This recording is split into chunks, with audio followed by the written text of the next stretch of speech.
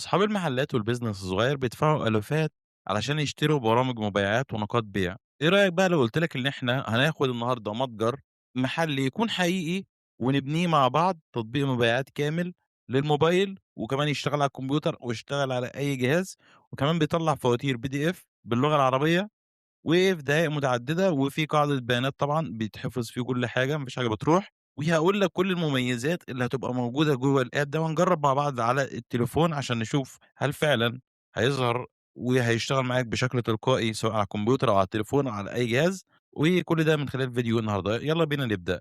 أنتم عارفين طبعًا مشاكل برامج المحاسبة الجاهزة إنها غالية، ومش دايمًا متفصّلة على مقاس شغلك، بس النهارده مع أداة اسمها واكا اللي بتعتمد على الvibe coding يا شباب، تقدر تبني لك تطبيق الخاص بيك بمجرد إنك توصفه له وتتكلم معاه، والتطبيق هيشتغل معاك فورًا وخلال دقايق، وبيدعم كمان اللغة العربية 100%، وكمان هتقدر تبدأ معاه مجاني من خلال الفيديو ده، وهاقول لك برضه كل المميزات. أول حاجة بعد ما تسجل دخول بتظهر لك الواجهة بالشكل ده، تقدر تبني أي حاجة، أي متجر إلكتروني لو أنت مصور، فوتوغرافر وعاوز تعمل مثلًا بورتفوليو أو تعمل متجر إلكتروني أو أي حاجة تخطر على بالك.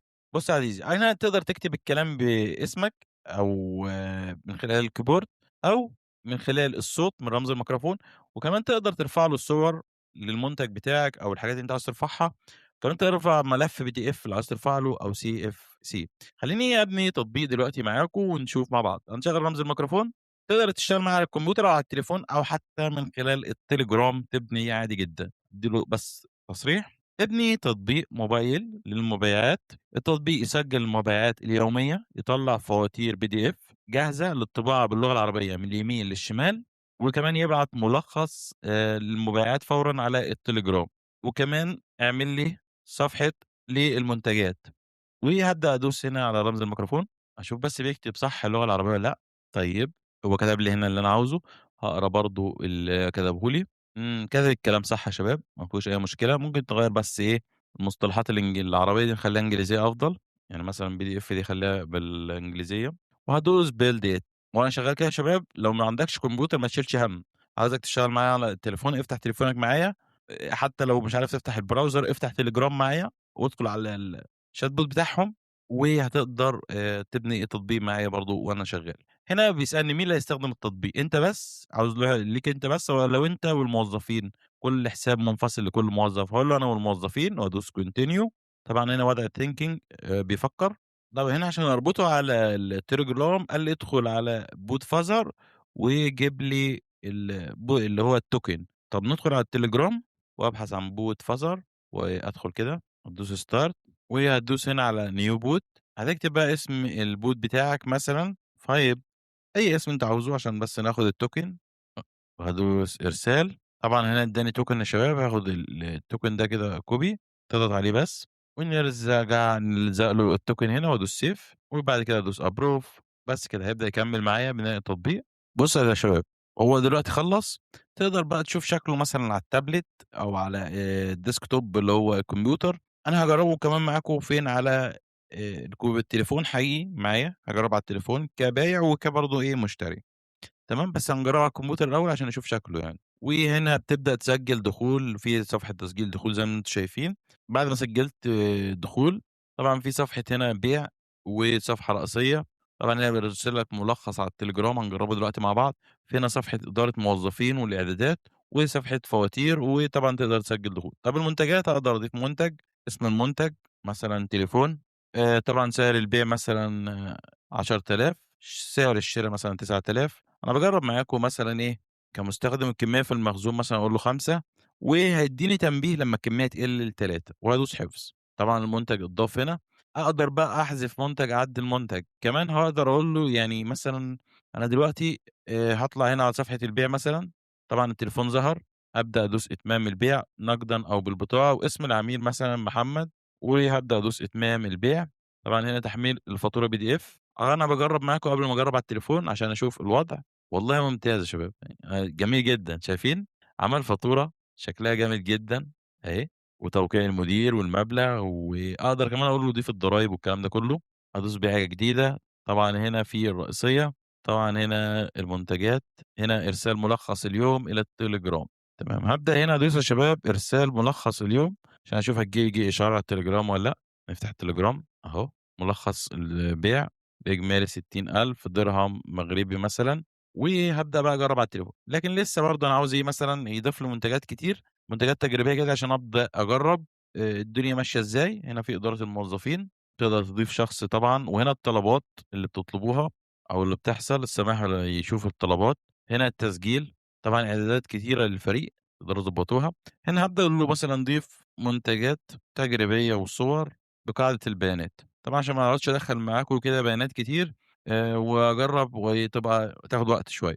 فأنا هاجرّب بس هو يخلّيه يدخّل لي بيانات زي ما أنا دخّلت كده، وهابدأ أدوس إرسال. طبعًا كل ده باجرّب في المجاني، طبعًا المجاني غير المدفوع، هاورّيكم بقى المميزات اللي في المدفوعة وفي المجاني. طيب يا شباب، هو دلوقتي يعني هنا صفحة أهي البيع، بقى كإنه متجر حقيقي. طبعًا أنا شغّله في وضع الديسكتوب عشان يبقى واضح معاكم، وبعد كده هنجرّبها على موبايلات حقيقية ونشوف. دي المنتجات أهي، وصفحة البيع أهي، فيها المنتجات، طبعًا فيها صفحة تسجيل دخول وفواتير والكلام ده. عاوز أورّيكم حاجة هنا في الآب. طبعًا هنا في الآب يا شباب، هنا تلاقي اللي أنت تقدر تعمل custom domain أو app stores أو direct install اللي هو APK. طبعًا هنا بيقول لك استخدامات التطبيق والكلام ده كلّه. تقدر كمان تحمّل الكود، لكن ده كلّه في الخطة المدفوعة. طب خلّينا دلوقتي عاوز أبعته لحد في الخطة المجانية، تمام.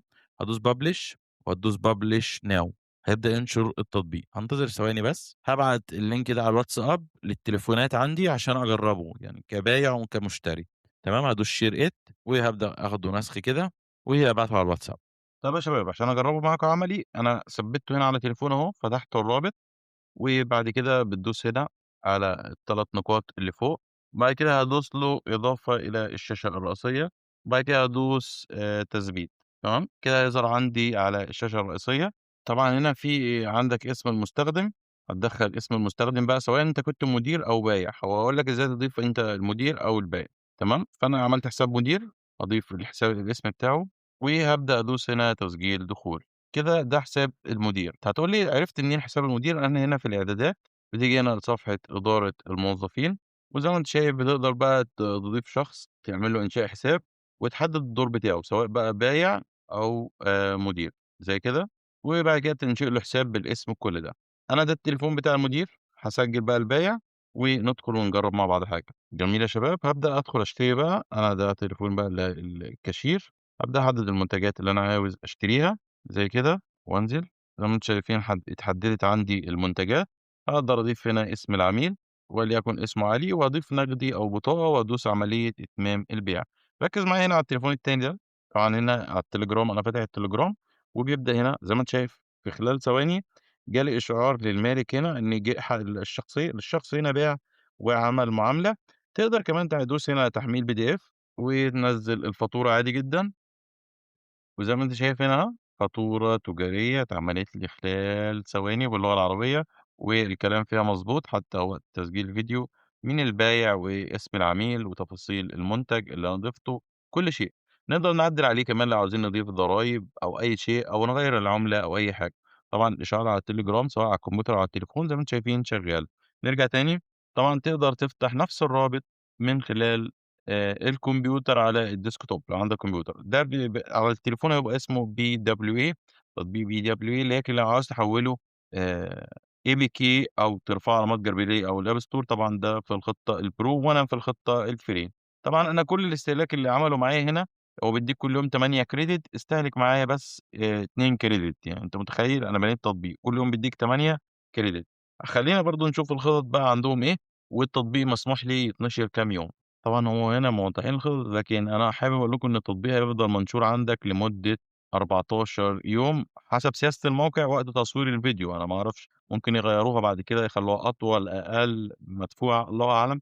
أنا عاوزكم بس تجرّبوا waka.app وتقولوا لي رأيكم فيه بكل صراحة، وتبنوا عليه تطبيقات حقيقية زي ما أنتم شايفين شغّالة على الكمبيوتر وشغّالة على التليفون، تدّي إشعارات على التليجرام. ودي أسرع حاجة أنا شُفتها حقيقي من ساعة ما بدأت الvibe coding. تبني تطبيق خلال يعني أقل من دقيقة، تبني تطبيق كانت حاجة مستحيلة زمان، دلوقتي بقت سهلة جدًا مع الwebsite بتاع waka.app.